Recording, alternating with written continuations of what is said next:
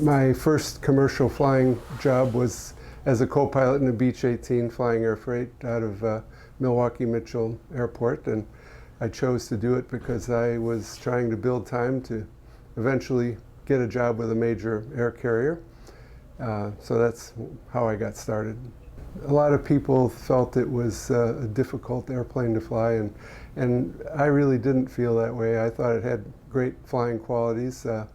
And you know, the Pratt & Whitney R985 engines were mostly reliable. I only had one partial engine failure in 2,000 hours, so it was a very honest airplane that I really enjoyed flying.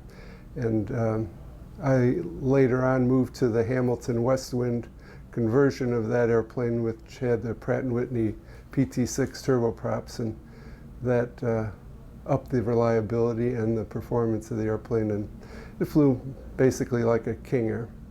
I did all of my Beech 18 flying in the mid to late 1970s, and the world was much different back then without GPS and you know, the beaches didn't have radar or anything, and we flew at night, of course, in most weather.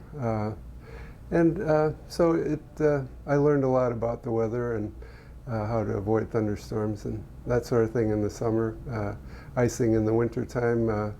And one of the limitations of the piston engine and the turbine Beech 18s was the alcohol de-ice for the windshield and propellers. And unfortunately, I did run out of alcohol a couple times and had to land without forward visibility out of the windscreen. But you know, that's one of the memorable kind of white knuckle events.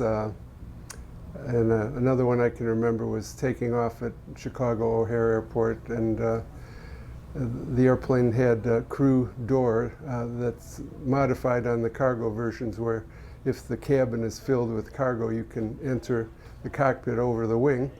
And unfortunately, I must not have latched the crew door properly, and on takeoff roll, it popped open, and I made the mistake of letting go of the throttles and trying to close it, and the airplane veered off the side of the runway onto the grass, and I was able to control it and get back on the runway, but there was a couple inches of snow on the grass there, so I had to taxi back and make sure there was no damage.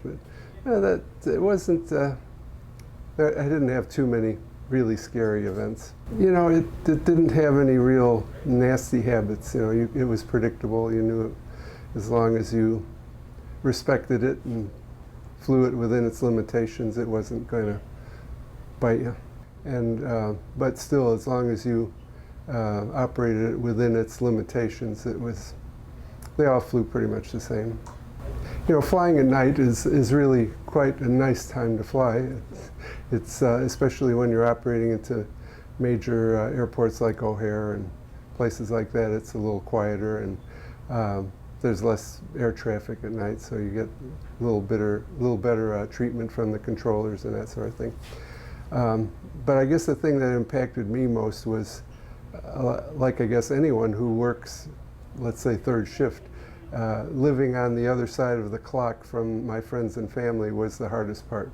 But you know, I used to fly a route in Wisconsin that ended up in Madison, Wisconsin, where the University of Wisconsin is, and I brought entire airplane loads of baby chickens for laboratory experiments. And that was a rather smelly cargo.